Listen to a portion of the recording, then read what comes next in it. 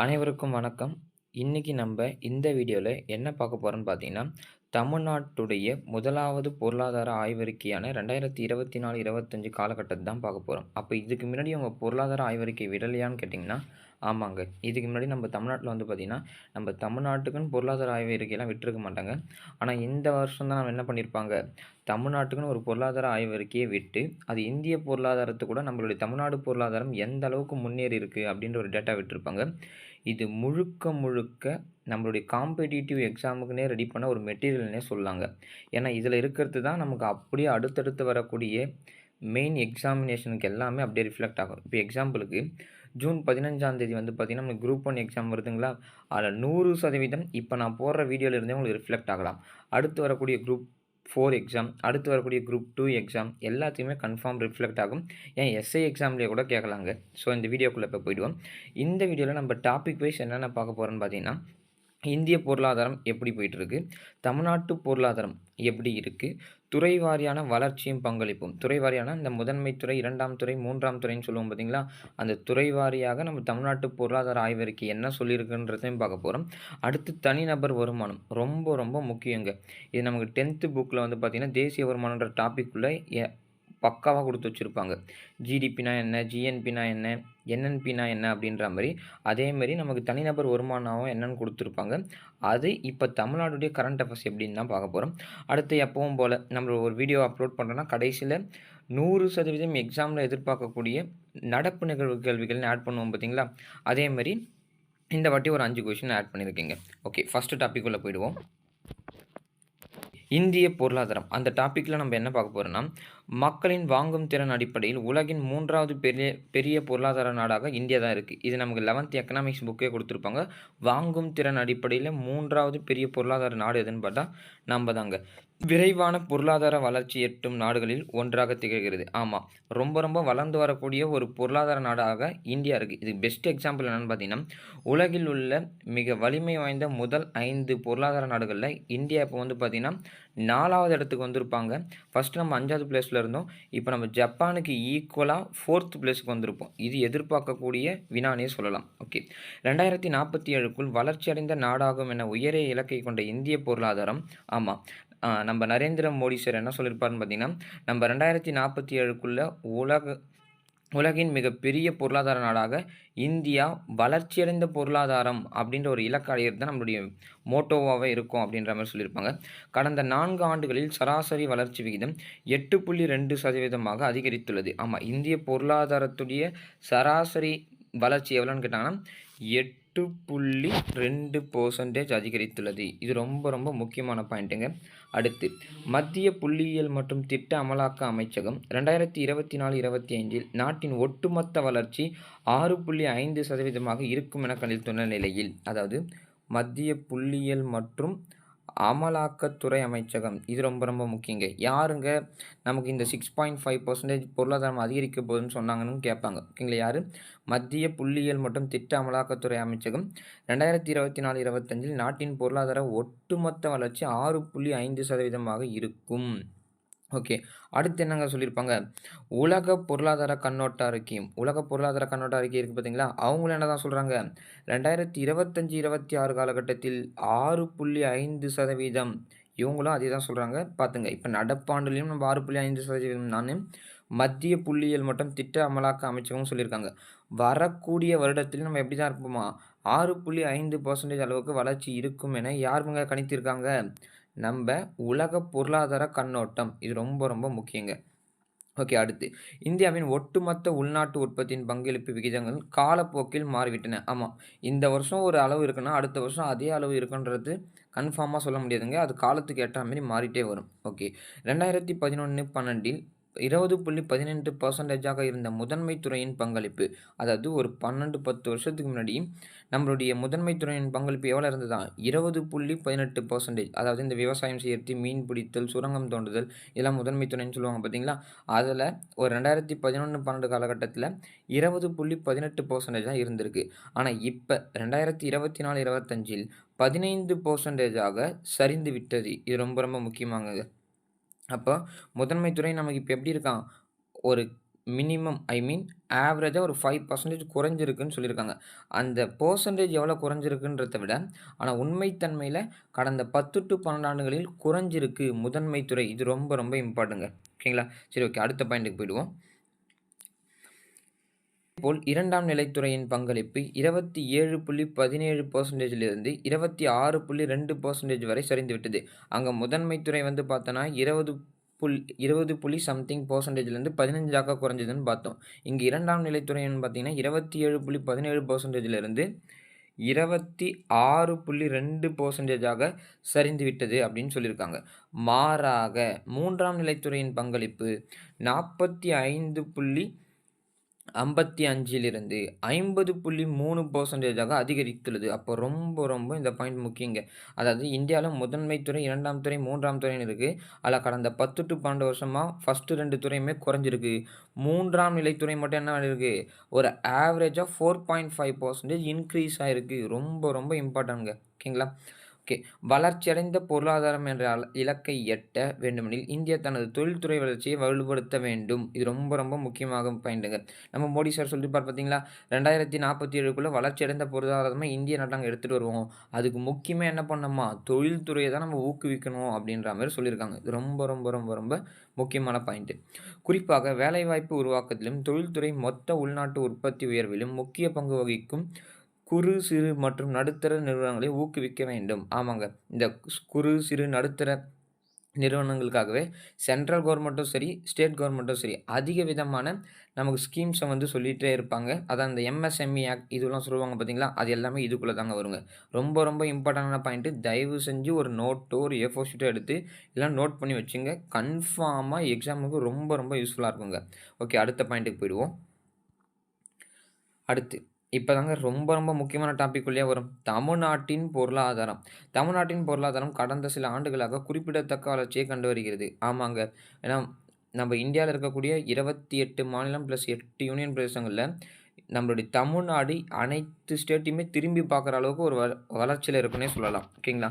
2012, 13 முதல் 2023, 24 வரை அந்த காலத்தில மட்டும் பார்த்தீங்கன்னா, மாநிலத்தின் சராசரி வளர்ச்சி ஒரு 10 டூ 12 வருஷத்துக்கு முன்னாடி மாநிலத்துடைய சராசரி வளர்ச்சி 6.37% அப்படின்ற ஒரு நம்பர நம்மகிட்ட குடுக்குறாங்க.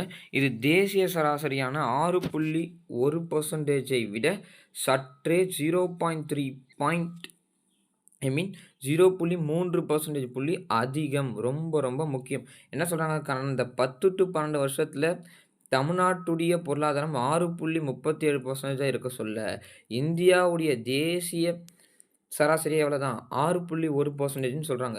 இது 2த்தையும் கம்பேர் பண்ண சொல்ல யாருங்க அதிகமா இருக்கா? நம்ம தமிழ்நாடு தான் அதிகமா இருக்கு. அதுக்கும் எவ்வளோ அதிகமா இருக்காங்களாம்? 0.3% அதிகமா இருக்காங்க. ரொம்ப ரொம்ப ரொம்ப ரொம்ப முக்கியமான பாயிண்ட் நோட் பண்ணி வச்சுங்க. அடுத்து பெருந்தொற்று காலமான ஆமா, உலக லெவல்ல இந்த கொரோனா தொற்று மிகப்பெரிய மாற்றத்தை ஏற்படுத்திட்டு போச்சுன்னு சொல்லலாம். அததான் சொல்ல வராங்க. பெருந்தொற்று காலமான 2020, 21ன் இந்திய பொருளாதாரம் -5.78% ரொம்ப ரொம்ப முக்கியம். இந்திய பொருளாதாரம் கொரோனா பீரியட்ல மிகப்பெரிய சரிவை சந்திச்சது. அதனுடைய ஆவரேஜ் தான் எவ்வளோ?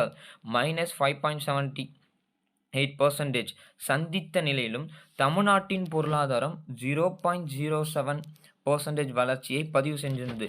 இந்திய பொருளாதாரமே -5.78 ஆனா தமிழ்நாட்டு பொருளாதாரம் என்னம்மா? உயர்ந்திருக்கு. 0.07% பிளஸ்ல இருக்குன்னு சொல்றாங்க. இது அத விட ரொம்ப ரொம்ப முக்கியமான பாயிண்ட்டுங்க.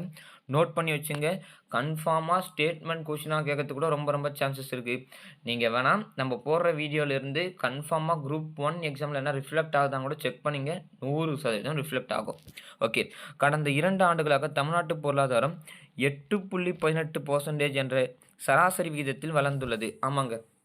தமிழ்நாட்டுடைய பொருளாதாரம் வளர்ச்சி அடைந்துட்டு தான் வருது. அதாவது 2023, 24 காலகட்டத்தில நம்ம ஆவரேஜா வருஷம் வருஷம் எவ்வளோ அதிகரிக்குமா? 8.18% அதிகரித்து வரும்னு சொல்லிட்டு இந்த கால்குலேஷன் குடுக்குறாங்க. ஓகே. அடுத்த பேஜுக்கு போயிடுவோம்.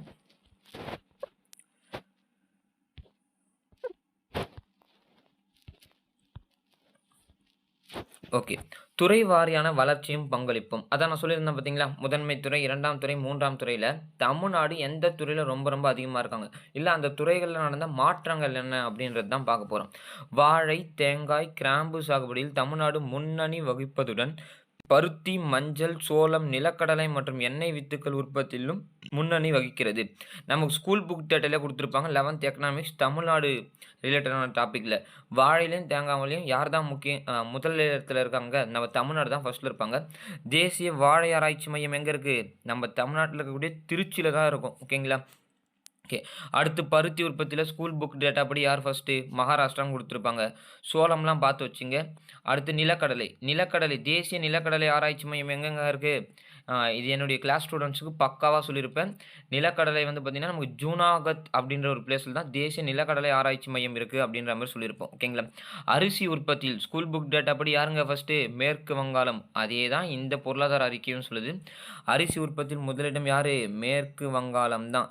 2nd place UP, 3rd place Punjab. First 3 பிளேஸ்ல இந்த மாநிலங்கள் இருக்க சொல்ல, 4வது இடத்துல யார் இருக்கான்னு பாருங்க. ரொம்ப ரொம்ப முக்கியம். நம்ம தான் 4வது இடத்துல இருக்கோமா. அரிசி உற்பத்தியில் தமிழ்நாட்டின் நிலை என்னன்னு கரண்ட் அஃபேர்ஸ்ல கேட்டா 4வது இடம். ரொம்ப ரொம்ப முக்கியம். ஓகே. அடுத்து என்ன குடுத்துருக்காங்க? வேளாண் பயிர்கள், கால்நடைகள், காடுகள் மற்றும் மரம் வெட்டுதல், மீன் பிடித்தல் மற்றும் மீன் வளர்ப்பு, கனிம சுரங்கம் மற்றும் திறந்தவெளி அகழ்வாய்வு இது எல்லாமே முதன்மை துறைக்குள்ள வரும். ஆகியவற்றை உள்ளடக்கிய தமிழ்நாட்டின் முதன்மை துறையானது 2012-13 முதல் 2023-24 கடந்த 10 to 12 வருஷத்துல சராசரியான வளர்ச்சி நமக்கு எவ்வளோ இருக்காம்? 4.80% ரொம்ப ரொம்ப ரொம்ப ரொம்ப முக்கியமான பாயிண்ட்டுங்க. அடுத்து இதுவே ஒரு 15 to 18 வருஷத்துக்கு முன்னாடி எப்படி இருந்திருக்குன்னா, 2005 to 2006 முதல் 2011 to 2012 வரையில் எட்டப்பட்ட 6.05 சராசரி வளர்ச்சியுடன் ஒப்பிடும்போது, முதன்மை துறையின் வளர்ச்சி குறைவாகவே உள்ளது. ஆமாங்க. கடந்த 10 to 12 வருஷமா 4.8% ஒரு இலக்குல இருக்கோம். ஆனா, அது ஒரு 15 to 18 வருஷத்துக்கு முன்னாடி போய் பார்த்தா 6.0%ன்னு இருக்கும். அப்ப நம்ம என்னவா ஒரு ஆவரேஜா ஒரு 1.2% சரிவுல இருக்கும். 15 வருஷத்துக்கு கூட 10 வருஷத்த கம்பேர் பண்ண சொல்ல அப்படின்னு ஒரு ஸ்டேட்மெண்ட் குடுத்துருக்காங்க. அடுத்து முதன்மை துறையில் வேளாண் பயிர் வளர்ப்பிலும், மீன் பிடித்தலிலும் ஓகேங்களா? அந்த வேளாண்மை செய்யறதுலயும், மீன் பிடிக்கிறதுலயும் குறைந்த நிலையில் கால்நடை வளர்ப்பு, காடுகள் மற்றும் சுரங்கங்கள் துறை வலுவான வளர்ச்சியை கண்டுள்ளன. அப்ப முதன்மை துறையில எது ரொம்ப கொஞ்சம் வீழ்ச்சியில இருக்குன்னு சொல்றாங்க? வேளாண்மையுடைய பயிர் வளர்ப்பிலும், மீன் பிடித்தலுமே. ஓகேங்களா? நம்மளுடைய ஸ்கூல் புக் டேட்டா படி ஒரு கொஸ்டின் சொல்றேன் பாத்துங்க. உள்நாட்டு மீன் பிடித்தல்ல அதிக உற்பத்தி யாருன்னு கேட்டாங்கன்னா, ஆந்திர பிரதேசம் வருவாங்க. இதுவே கடல் மீன் பிடித்தல்ல யார் ஃபர்ஸ்ட் ஸ்டேட்டு? கேரளான்னு சொல்லுவாங்க. ஓகேங்களா? அதேமாரி உங்களுக்கு தெரிஞ்சீங்கன்னா, தமிழ்நாட்டுல உள்நாட்டு மீன் பிடித்தல்ல எந்த டிஸ்ட்ரிக்ட் ஃபர்ஸ்ட்ல இருக்குன்னு சொல்லிட்டு கமெண்ட்ல மென்ஷன் பண்ணிடுங்க. ரொம்ப ரொம்ப யூஸ்ஃபுல்லா இருக்கும். ஓகே. அடுத்த பேஜுக்கு போயிடுவோம். இங்க என்ன குடுத்துருக்காங்க? உற்பத்தி துறை, மின்சாரம், எரிவாயு, நீர் வளங்கள் மற்றும் கட்டுமான துறைகளை உள்ளடக்கிய 2ஆம் நிலைத்துறை. அதாவது 2ஆம் நிலைத்துறையில தான் இந்த துறைகள் எல்லாமே சாரும். இவங்க 2ஆம் நிலைத்துறைக்கு என்ன கால்குலேஷன் குடுக்குறாங்க? 2012-13 முதல் 2023-24 கடந்த 10 to 12 வருஷத்துல சராசரியாக 2ஆம் நிலைத்துறை 6.3%. ஓகேங்களா? 6.3%. நம்ம முதன்மை துறை என்ன பார்த்தோம்? 4.8%. இப்ப 2ஆம் நிலைத்துறை என்ன பார்க்குறோம்? 6.3%.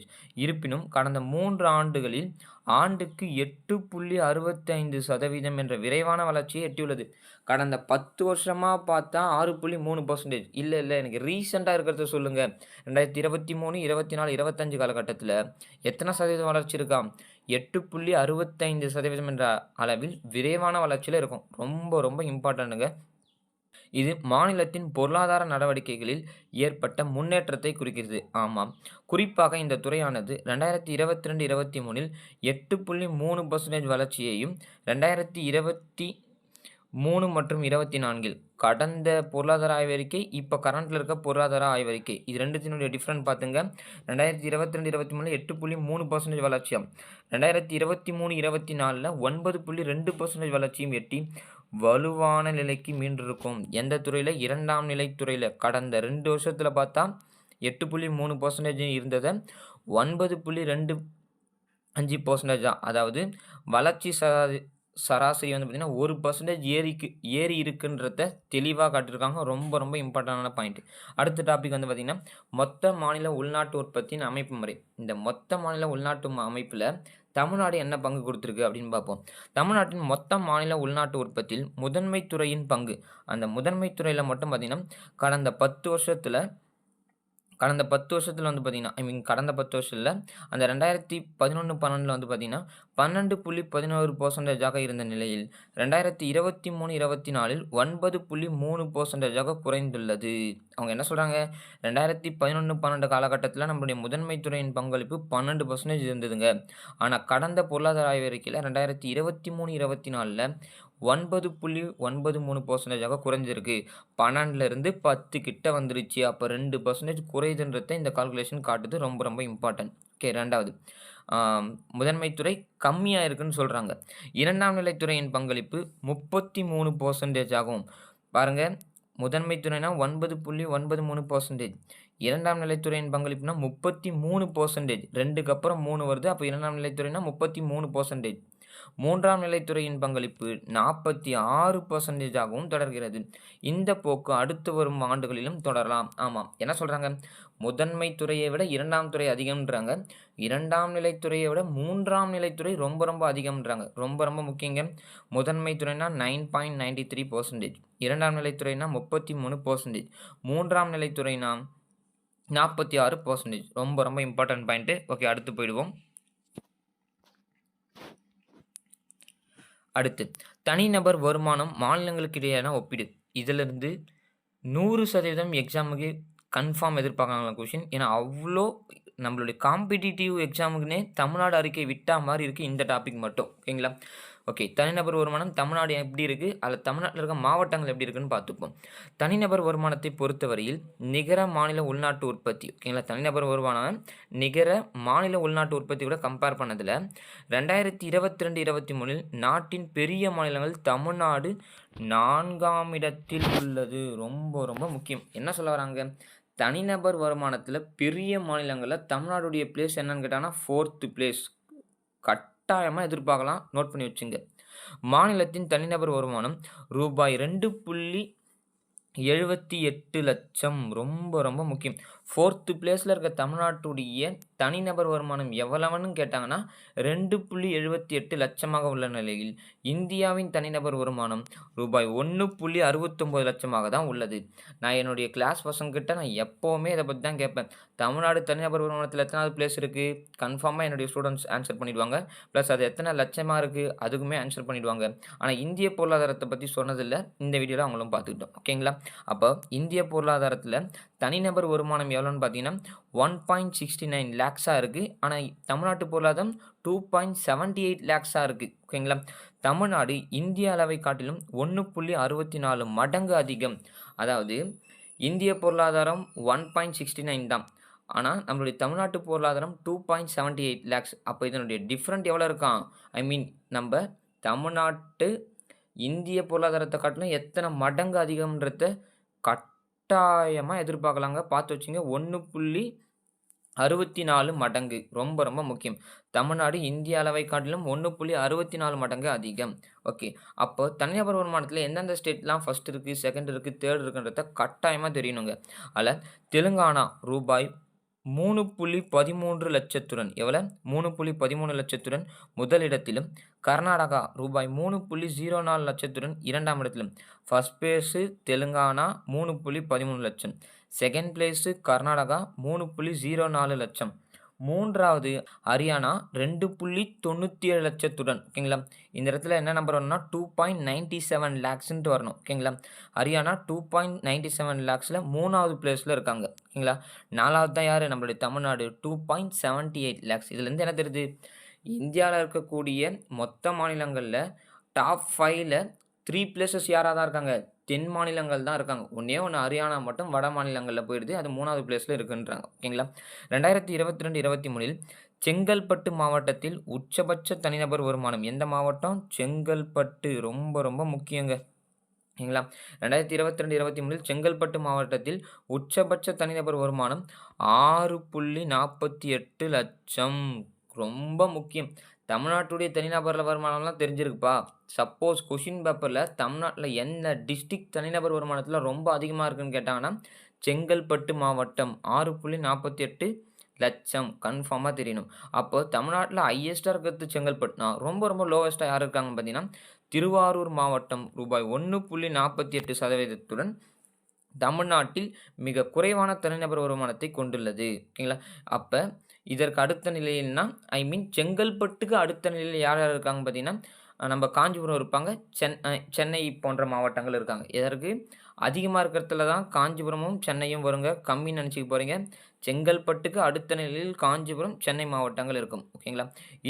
ஓகே. இந்த வீடியோவுடைய கடைசி பார்ட்டுக்கு போயிடுவோம். நம்மளுக்கான எப்பவும் போல கேள்வி கேட்போம் பார்த்தீங்களா? அந்த பார்ட்டுக்கு போயிடுவோம். ஓகே.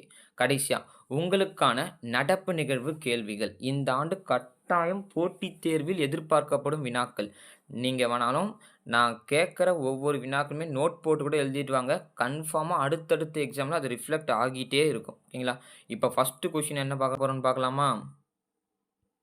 ஓகே. 2019ல் நிதி ஆயோக் வெளியிட்ட கடைசியா 2019 தான் விட்டுருக்காங்க. 2019ல் நிதி ஆயோக் வெளியிட்ட பள்ளி கல்வித்தர குறியீட்டில் தமிழ்நாடு எத்தனையாவது இடம்? ரொம்ப இம்பார்ட்டன்ட்டுங்க. கன்ஃபார்மா உங்களுக்கு ஆன்ஸர் தெரிஞ்சிருந்தா, நீங்க கமெண்ட்ல மென்ஷன் பண்ணிடுங்க. அது கரெக்ட்டான ஆன்ஸரா இருந்தா, நான் ஃப்ரீ ஆனதும் கன்ஃபார்மா ரிப்ளை பண்ணுவேன். ஓகேங்களா? அதுக்கப்புறம் யாருடைய ஆன்ஸர்ஸ்லாம் கரெக்ட்டா இருக்கோ, அத நான் பின் பண்ணியும் வச்சுருவேன். ஓகேங்களா? ஃபர்ஸ்ட் கொஸ்டின் என்ன? 2019ல நிதி ஆயோக் வெளியிட்ட பள்ளி கல்வித்தர குறியீட்ல தமிழ்நாடு எத்தனாவது பிளேஸ்? 2வது கொஸ்டின். 2022-23க்கான மாநில அளவிலான வறுமை நிலை விகிதத் தரவில், அதாவது 2022, 23ல நம்ம இந்தியால இருக்கக்கூடிய மாநிலங்கள்ல வந்து பார்த்தீங்கன்னா, வறுமை நிலை குறித்து ஒரு டேட்டா விட்டிருப்பாங்க. அதுல தமிழ்நாடு எத்தனையாவது இடம்? இந்த கொஸ்டினும் ரொம்ப இம்பார்ட்டன்ட். ஓகேங்களா? நாட்டின் ஜவுளி ஏற்றுமதியில் எந்த மாநிலம் முதலிடத்தில் உள்ளது? ஓகேங்களா? 3வது கொஸ்டின் என்னது? நாட்ல ஜவுளி ஏற்றுமதியில யாருப்பா ஃபர்ஸ்ட்ல இருக்காங்க? அப்படின்னு கேட்குறாங்க. 3வது கொஸ்டின். 4வது கொஸ்டின். 2024, 25ஆம் நிதியாண்டில் மின்னணு ஏற்றுமதியில் எந்த மாநிலம் முதலிடத்தில் உள்ளது? ரொம்ப இம்பார்ட்டன்ட். 4மே கட்டாயமா எக்ஸாம்ல எதிர்பார்க்கலாம். நோட் பண்ணி வச்சுங்க. கடைசியா, அண்ணா புற்றுநோய் ஆராய்ச்சி மையம் எங்கே அமைக்கப்படுகிறது? இது ரொம்ப இம்பார்ட்டன்ட். ஏன்னா இப்ப ரீசென்ட்டா டிஎன்பிஎஸ்சி என்ன பார்க்குறாங்க? தமிழ்நாட்டுல இருக்கக்கூடிய தேசிய தலைவர்களுடைய அவங்க பெயர்ல செயல்படக்கூடிய கல்லூரிகள், மருத்துவமனைகள், நூலகங்கள் அதெல்லாம் எங்க இருக்குன்ற மாரி தான் இப்ப அப்டேட்டட்ல கேட்டு வராங்க. அப்ப அது ரிலேட்டடா பார்க்க சொல்ல, இந்த வினா கூட உங்களுக்கு ரொம்ப இம்பார்ட்டன்ட்டான ஒண்ணு தாங்க. அப்ப இதுக்குமே ஆன்ஸர் பண்ணி வச்சுருங்க. ஓகேங்களா? 5 கொஸ்டினுமே பயங்கரமான கொஸ்டின்ஸ் தான். கட்டாயமா எதிர்பார்க்கக்கூடிய கொஸ்டின்ஸ் தான். கமெண்ட்ல கன்ஃபார்ம் மென்ஷன் பண்ணிடுங்க. ஓகேங்களா? இந்த வீடியோ உங்களுக்கு ரொம்ப யூஸ்ஃபுல்லா இருக்கும்னு சொல்லிட்டு நான் நம்புறேன். என்னுடைய வீடியோவ பார்த்து சப்ஸ்கிரைப் பண்ணாம இருந்தீங்கன்னா, தயவு செஞ்சு சப்ஸ்கிரைப் பண்ணிங்க. பெல் ஐகானையும் டச் பண்ணி வச்சுங்க. உங்களுடைய ஃப்ரெண்ட்ஸுக்கும் மறக்காம ஷேர் பண்ணிடுங்க. எல்லாருக்குமே யூஸ்ஃபுல்லா இருக்கும். Thank you.